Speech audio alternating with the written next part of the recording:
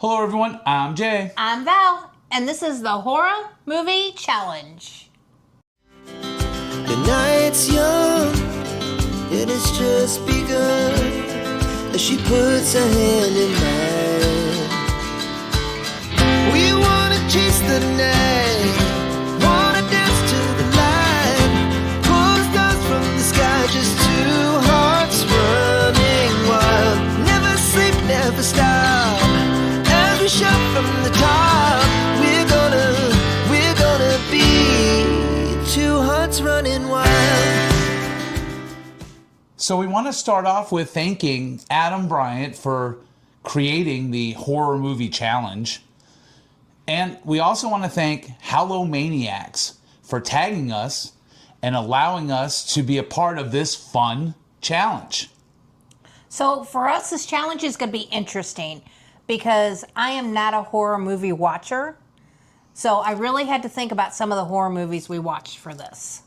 Yeah, so this is funny because a few years ago, I tried to start getting Valerie to watch horror movies. And so we kind of challenged ourselves. We had a little thing where I decided to do 2 movies from several decades. So we started off in the 40s. I picked a movie and Val picked a movie. 50s, 60s, 70s on up.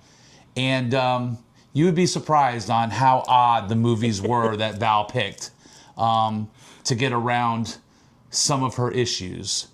But this challenge is kind of cool because we can kind of bring back some of those memories. Now, Haunt at the Roxbury, they decided to change things up and not go in order by category. And we thought, you know what, that's kind of fun. So let's do something different. We actually wrote all of the categories on little pieces of paper, and we are going to put those pieces of paper in our brand new embroidered hat. And we're just going to pull categories out one by one. But Val, can you read the categories so everybody knows what we're going with? Yes, absolutely. So there's 10 different categories with a bonus 11. So the first one, classic black and white horror film. Number 2, vampire film. 3, werewolf. And I know I didn't say that right, Jay. You never do. I never do. 4, creature feature. 5, guest. You're all a guest with us. So number 5 is ghost paranormal, one of my favorites. 6, zombies. 7, demonic possession or exorcism film. 8, holiday horror film. 9, psychological horror film. 10, science fiction horror film. And number 11 is a bonus pick a category not featured. Yeah, so what we're going to do is we're going to pick each one of the categories out of the hat, and then Val will have her answer, and I will have my answer, and we'll have to see. I am absolutely positively sure that none of our answers match. Nope. So that's going to be fun in itself, and we will tell you a little bit about those movies and probably give you a little bit of our connection to them. Yep. So let's see the hat. The hat. And you got to mix them up, Jay. Yes. As long as they don't stick together. Okay, there we go. I'm going to mix them, and then I'm going to make the whole thing disappear. Ta-da! Ta-da! All right. That was horrible magic. We've seen some of that lately, though. We really have seen some horrible magic. So, Val, let's make some real magic. Let's start this challenge. All right, Val, so do you want to go first? Let's go first. Let's go first. Let's go I said, do you want to go first? Well, we're both kind of going to go first. Okay, so we picked zombies. All right. So, what was your answer for zombies? Okay, so for me, this one is going to be a weird one, and probably a lot of people haven't heard of it, but it is Anna and the Apocalypse. Jay got me to watch it last December because it's kind of a holiday movie too at the same time, but it's a zombie musical. The zombies don't sing, just the real people sing.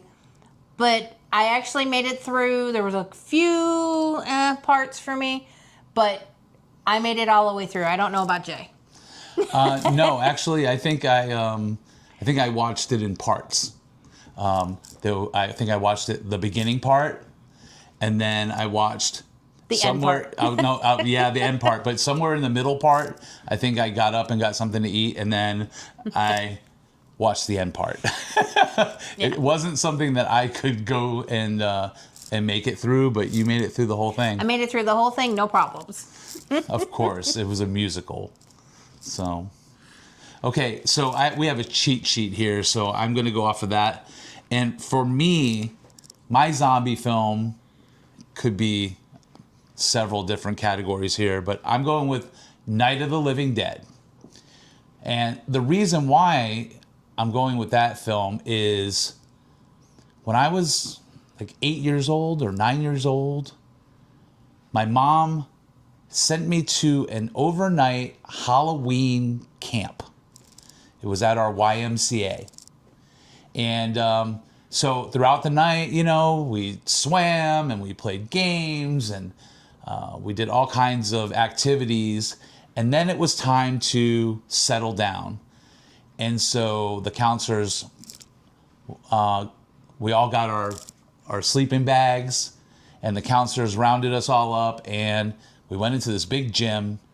They put on Night of the Living Dead in black and white for all of us kids to watch with buckets of popcorn and fear on our face. So I will always remember Night of the Living Dead for that reason, that we went to this overnight Halloween camp at the YMCA. I do remember one part though, one of the zombies I think started eating one of the body parts, and I was like, ooh, that looks like chicken. I can see you saying that. Yeah, so, but that's my recollection for Night of the Living Dead, the original one, the black and white. All right, I'm going to go and I'm going to dig into this hat for the next category. Here it is. I'll let you hold that. And I picked a doozy. Ghost, paranormal.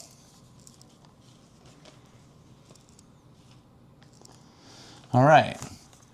So, off of my cheat sheet, Ghost Paranormal for me will be another movie that I remember from my youth. I guess it was my teens, I guess. But I am a big fan of Poltergeist. It scared the dickens out of me. Of course, the clown in the bedroom scene that just all of a sudden became missing and then all of a sudden wrapped up the boy, I believe, right? Yeah. The tree that crashed through the bedroom window, and the pool that all of the skeletons from, I guess because the neighborhood was built over a cemetery. Yep. So all of the bodies, all of the caskets were coming up through the ground, and there was their pool, and all the skeletons started coming out into the water, that nasty water. Yeah. All of that was fantastically scary to me as a young, teenager. I don't know how old I was, probably 13, 14 maybe, when that came out. It came out in the 80s, so. But yeah, so Poltergeist, that's going to be the movie that I remember the most. Okay, for me, this might surprise some people, but for me, it was 13 Ghosts. That came out in like 2001, and I've always been a fan of Matthew Lillard since I saw that movie. But for that one, I loved the storyline of it, all the different ghosts. The one that got me the most was the cage, the ghost with the cage on the head. We've seen some phenomenal cosplayers do that one, but I loved that movie at the time, and I probably could still watch that one because it wasn't too gory. And I think that's what gets me the most. But for me, 13 Ghosts. Love that one. That's a good one, for sure. Okay. What do we get now? And before she actually tells you what category it is, we know that Haunt at the Roxbury tagged Halloween Dan. So if Halloween Dan sees this by any chance, we are going to try to rival you with the least gory and most family-friendly movies. So hopefully we can outdo you in some capacity. That's so not right. I know, I'm just joking. Okay, so the next one is going to be Vampire. For me, this is an easy one. Interview with a Vampire is one of my most favorite vampire movies. It wasn't very gory, but it has suspense.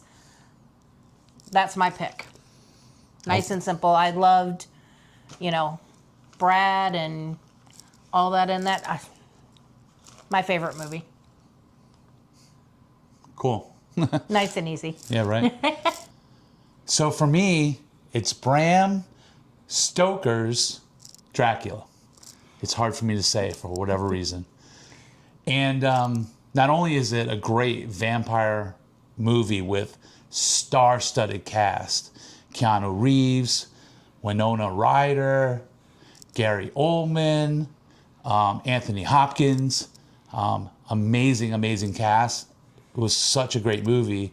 But my connection to that is, and Mike Lovelace from Real Dead might appreciate this, had a friend that worked in the movie theater, and his job was to splice the movie reels together to make the full feature-length film. Back in those days, they came in these huge reels of film, like they were metal containers, and he had to put 4 or 5 of them together to make the full movie. And so my friend called up and said, hey, I have Dracula, which is going to premiere on Friday, but I have to put it all together. Do you want to come out and watch it with me to make sure that I splice it all together and put it in the right order? And I was like, heck yeah.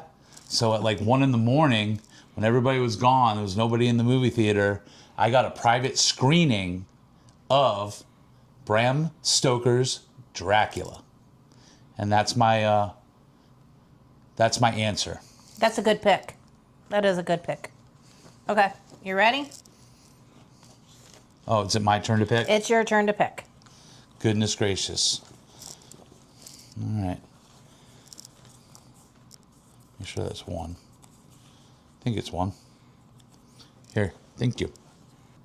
All right, so this one says science fiction, which is science fiction horror film. And I'm going old school. I am going to take you back to 1958, which at the time I was -11. But the way that I actually got to see this movie was back in the day we had 3 major channels and 1 UHF channel, right? So in Newport, Rhode Island, where I'm from, all of our channels were either from Providence, Rhode Island, our capital, or Boston. And so our UHF channel was from Boston, and they would have a creature feature on Saturdays right before the hockey games. And so I watched this movie, and the movie is The Blob. The significance to that movie is it was actually Steve McQueen's debut movie. It was his first movie he ever filmed. So I thought that was kind of interesting in itself, and I found that out way, way later, like say, I don't know, 50 years later, I found out that Steve McQueen was in the movie. But point being is, it still is such a weird movie. The remake, I don't know if the remake was better or not. I didn't get to see it, but that original one, you were like, wow, this blob is devouring people, and it just keeps getting bigger and bigger and bigger and bigger. And when you're small, you're like, wow, this could actually probably happen.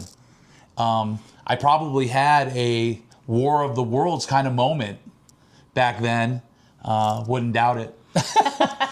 But anyway, The Blob from, I believe, 1958 is my choice for science fiction horror film. Okay. So for me, it is going to be Eight-Legged Freaks. Again, nothing too gory because I just couldn't do the gore. I loved David Arquette in it. That was, I think, one of the main reasons we went and saw it, because my son loved David Arquette at the time. But to me, it freaked me out, and I am not a spider person to this day. Now, what does that have to do with science fiction?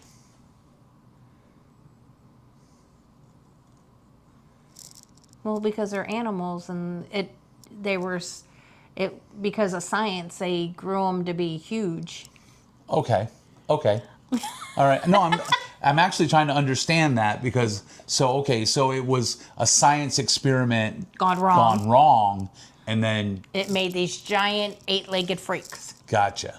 Okay, I can understand that. Maybe people are going to look at me and go, "Jay, we knew this already." But I was like, what does that have to do with outer space? Didn't necessarily have to be outer space. No, you're absolutely right. You made a great point. Okay. Mm-hmm. What's our next one? You just have to add 8 legs. Exactly. Okay, so the next one is going to be werewolves. Okay. So for me, mine is Van Helsing. From 2004, the original one. I absolutely love this movie. I know it's got more than just werewolves in it, but to me, that's the werewolf movie that really sticks out to me. Love the action pack in it. And there was a lot of AI was really kind of starting back then with some of the scenes and stuff. So. Well, my connection to that is at Universal Studios, they have the horror makeup show, and they use the animatronic werewolf from Van Helsing. Oh wow! I didn't realize that when we were there. So that would be my connection to the movie because I haven't seen that one. But for me, I'm gonna go and say Ginger Snaps.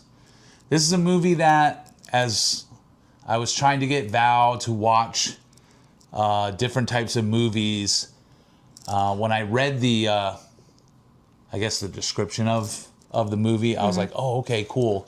It's a werewolf movie about a girl who gets bit by a werewolf and then turns into a werewolf, right? Yeah.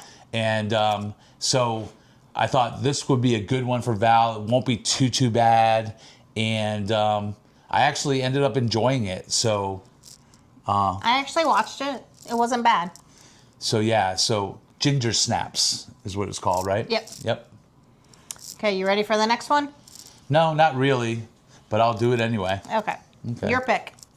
Yep, my pick. Here I go. Oh, boy. Holiday horror film. And I'm probably going to get crushed for my answer.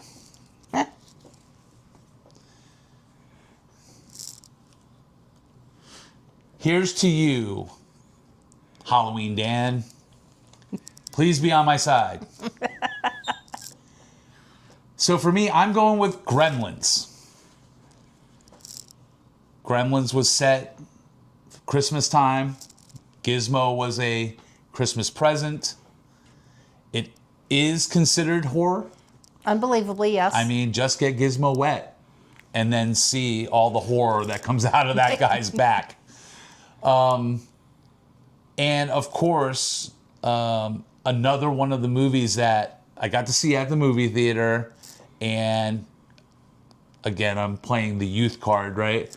I thoroughly enjoyed it, and it still stands the test of time now. Like, you can play that movie, and first off, it's highly recognizable even with the youth today. People still know Gremlins. Oh, yeah. Right?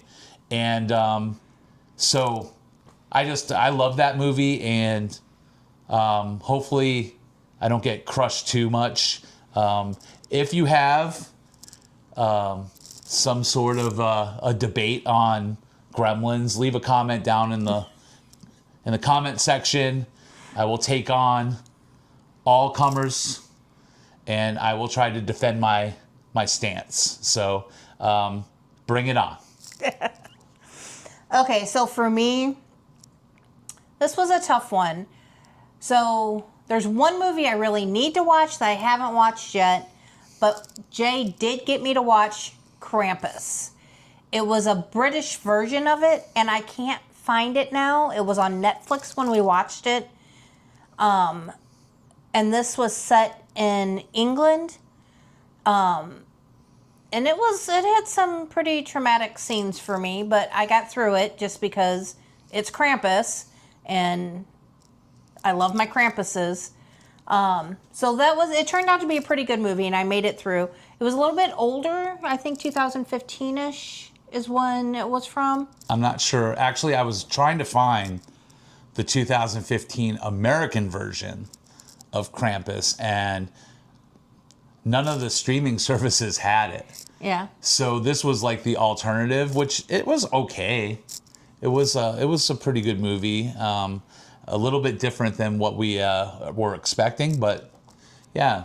And you got through it. I got through it. But there is one movie I have to watch, and I've promised Ted from Ted's Gumball Emporium that I will make it through Silent Night, Deadly Night, the original. And I will watch it before we see him again at Scarefest. Hopefully. I will, I promise. Okay, my turn, right? Yeah, it's your turn. Okay. Oop. Gotta drop my cheat sheet. What do you think it can be? Creature feature. Okay. Here's your cheat sheet. Here's my cheat sheet. Creature feature is number 4. So for me, this is going to be an old school one, and I actually saw it back at the drive-in. It was Tremors. Went to the drive-in with a bunch of people. It was back in 1990 when we still had drive-ins in our area. And I guess because I was with a bunch of friends and stuff like that, I made it through the movie. The sandworms got me a little bit. I loved Reba in it, but that's my pick for creature feature is Tremors. That's a pretty good pick. And it's amazing that we actually had drive-ins. It's like they're gone now. They're a thing of the past. Very far and few between. The drive-in has turned into the couch. For us, yeah. Pretty much, right? And some sort of streaming service. For me, I'm going to go with Stephen King's Cujo. That was just a frightening movie for me. Having a rabid Saint Bernard was not only terrifying, but it was also very suspenseful because you never knew what Cujo was going to do. Like, so Cujo would be, stalking around, he'd be like stalking around, and he would end up, last minute, he would end up jumping on your car and, putting his face in the window, and you didn't know if you could reach safety or not, or get out of your car and get to the house. He was just terrifying. And now with my fear of animals, it just validates how even a domestic animal like Cujo, I know he had rabies, is still a wild animal to me, There was no way to escape. Cujo, same way. You would be in your car and you couldn't get out of the car because if you did, you were toast. Literally, probably with butter, maybe some peanut butter and jelly. Cujo is my pick. Okay. Are you ready for your next pick? I don't know. We'll see. I got this one.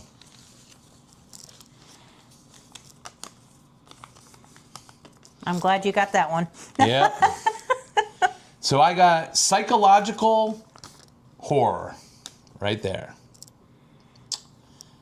Now, when it comes to psychological horror, Alfred Hitchcock, Stephen King, probably neck and neck when it comes to that type of genre of movie, right? But for me, what did I pick on here? I picked John Carpenter's Halloween. Now, again, if you need to come at me, because some people would call that a slasher, I'm saying it's psychological. Hear me out. Michael Myers basically stalked around the whole movie. He was coming out from behind bushes. You would see him passing trees. He was in a station wagon driving up and down the street. He would be in one place and then he'd disappear and then he'd end up in another place. All of that was so psychological to me. Like, that was so suspenseful. The music made that whole emotion, right? I mean, so with all the tension, the music, the suspense, John Carpenter's original Halloween is my psychological thriller, I guess you would call it, right? There you go. Horror movie. Okay, so for me, I actually had picked something else, but the one I'm going with, The Ring. This traumatized me. For like 3 months straight, I could not sleep without my TV and a light on. I don't know what it was about her crawling out of the TV, but this one got me. I think this is what kind of really turned me off from watching horror films, because at the time we watched it at the theater. As a single mom, I came home and the boys were gone, so I was completely home by myself. Yeah. 3 months I slept with my lights and my TV on. I didn't want my TV off at all. Wow. Yeah. Yeah, that really affected you. That one got me. Got me good. Okay, so we only got 3 left, Jay. Good. Let's see what we got here. Pick a category not featured. So this is our bonus question. I didn't know that was going to be a pick, but okay. Go for it. I put them all in there. Yes, you did. Okay, so for my bonus one, I picked witches. And for me, there's a couple of different witch movies out there that I really liked, but Practical Magic, I know it's not a gory horror film, but Practical Magic is the one I picked for witches. Why? Why? I loved it. I loved the people that were in the movie, the premise of the movie, and I'm super excited because they're coming out with a Practical Magic 2. And the same people are going to be in it, so I'm excited about that. Cool. So what was your bonus pick? So my bonus pick, I went with a comedy horror movie. I went with Tucker and Dale versus Evil. To me, the premise was so hilarious. It was so over the top. It was really preposterous. I wanted to get that word in, and I got it in there, Val. Just the coincidences, the near misses, and how a whole group of college students who are supposed to be some of the smartest people on the face of the earth could be so dumb to kill themselves off one by one in the craziest ways possible. To me, that was hilarious. So, Tucker and Dale versus Evil, my pick for comedy horror film. And I actually got through that one too. Yeah, you actually did pretty did. good. Yeah, because it was so over the top. Yeah, even with the blood and the guts, it really was like, I don't know, it was unreasonable. Yeah, it was pretty bad, but it was a good movie. Yeah. Okay.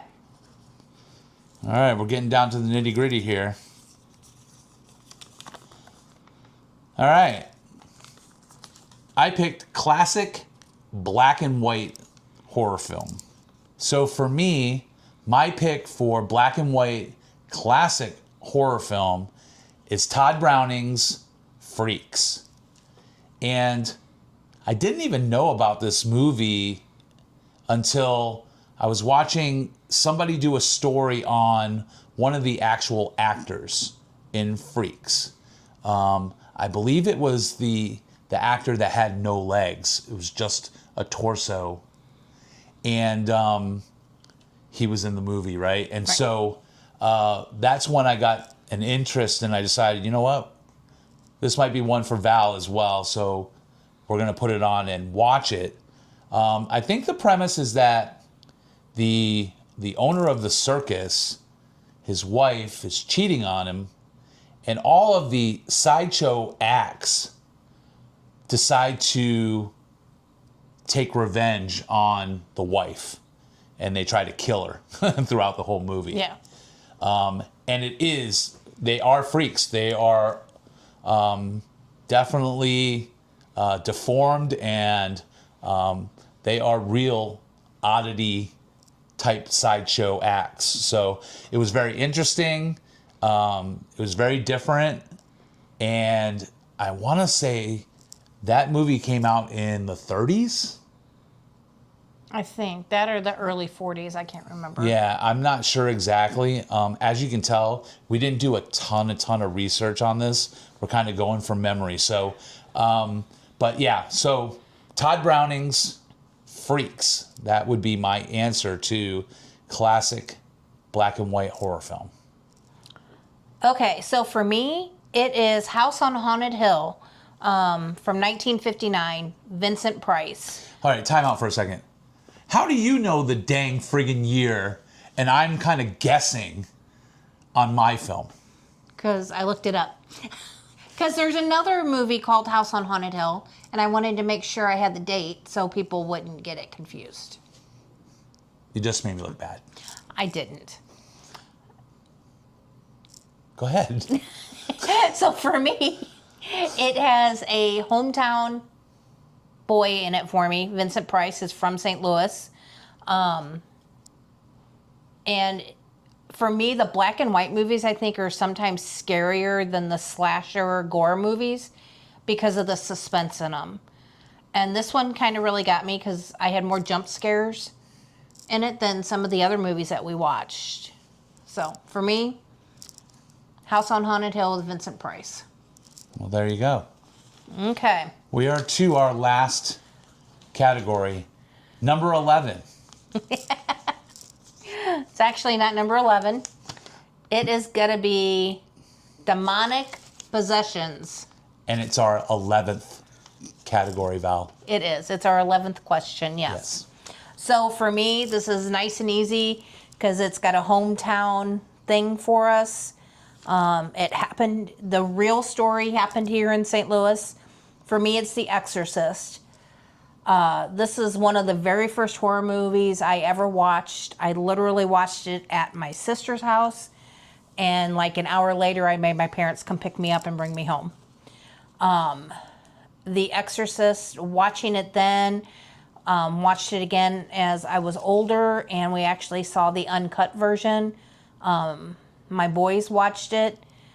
This one got my youngest son too, but the uncut version has a scene of her coming down the stairs, walking on all fours with her head twisted, looking at you.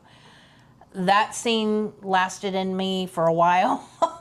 But it just knowing the true story behind it and then seeing the movie, that's my pick for that. Guys, believe it or not, we have one movie that we agree on. Did you look at my list? No, I didn't need to on this one. We talk about it all the time. Like Valerie said, it's based on a true story or loosely based on a true story. Loosely. And so we always hang our hats on that. But for me, another one of those where I actually snuck in, I snuck into the theater for this one. So I paid a ticket for a different movie, and then I walked right into the theater that had The Exorcist. It was, I was a little bit older, I believe, because when it came out in the late 70s, I believe. Nope, 71. Oh, 71. Dang Came it. out in 71, the year I was born. Awesome. So you were 0 and I was 2. So, yeah, so at 2 years old, I had my baba. I crawled into the screening of The Exorcist. And no, actually, I saw it later on. I guess it was re-released, maybe. Probably. But anyway, yeah, I did. I literally paid my ticket for a different movie, and I snuck into the theater and saw that. I just remember being absolutely terrified by the time that it was over with. Almost every single possession scene, to me, I don't know, I had some sort of emotion or some sort of reaction to. And I just remember on my way home, I had to take the city bus, and it was at night. City bus was dim, and I was scared out of my wits all the way home. Like I was looking over my shoulders. I mean, I was just by myself, and I was just scared out of my wits. It's probably one of the most, I don't know, resonating movie to me. Like I have the most connection to it in, I don't know, just remembering it in general, right? Right. That one really, really, really was a tough one. And to see back in the day that it was making people sick. Yeah. And it was, just extreme for its time. And then me wanting to go see it anyway. Crazy, crazy, crazy. So, but that's mine as well. The Exorcist. You can't go wrong with that one. Nope, not at all. All right, so that does it. That is all of our answers. Yep. All of our choices to the different categories. How do you feel about it, Val? You pretty confident? I am pretty confident for the type of movies that I watch. Yes. Right. Exactly. For me, I'm confident as well. I'm confident that a few of my choices are going to be questioned. Yeah. Probably. So again, we want to thank Adam Bryant for coming up with this horror movie challenge, and Hallowmaniacs for tagging us. I had a blast. Did you have a blast? I had a blast. Very, very cool. So now it's our turn. It's our turn to challenge some people.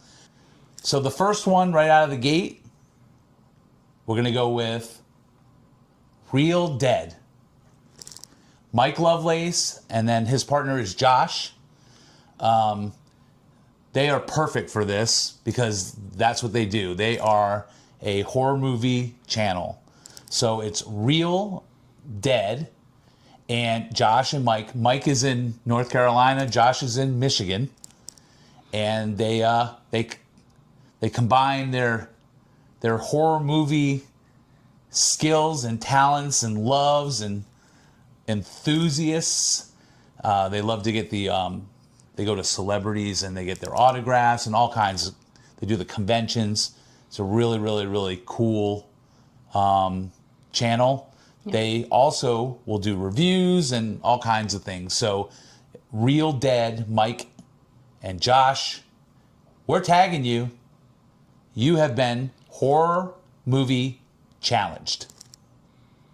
Okay, so our next one is going to be Dot's Adventures, Kenny and Tony.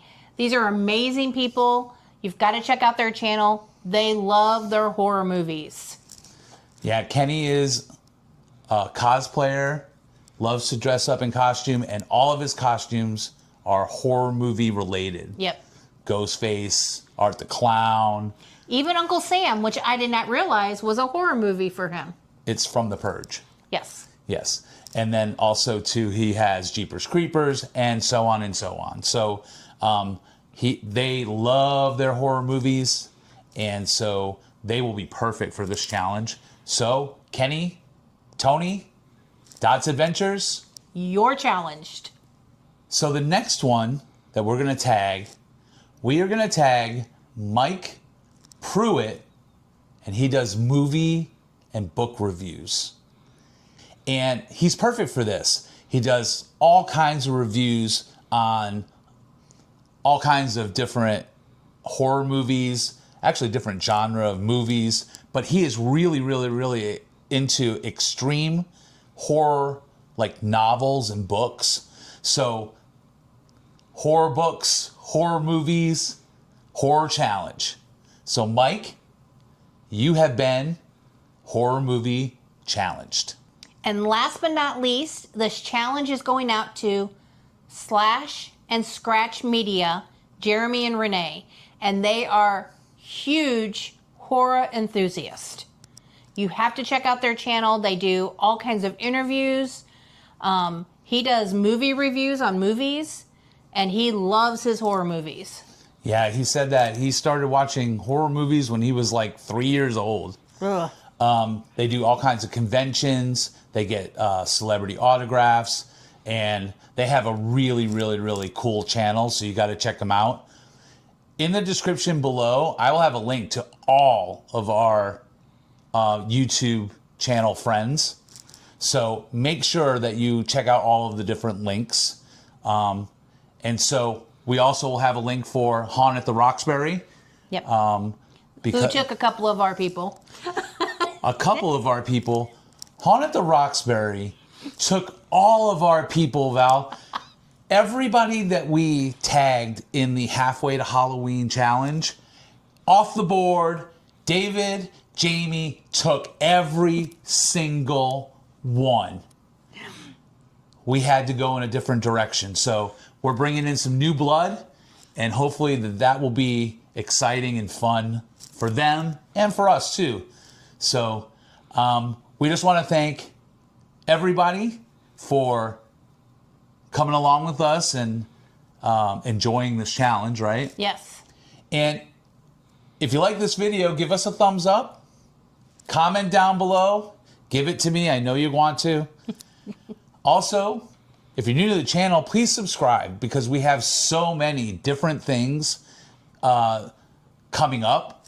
I mean, we are going to be busy over the next 6 weeks doing several different expos, and there's even going to be a haunted attraction in there. So you got to stay tuned and check us out. We also have a ton of stuff in our playlist, so you can start there and kind of catch yourself up. But we are going to be busy, and we got a lot of things to share with everybody. Two hearts running wild, we're gonna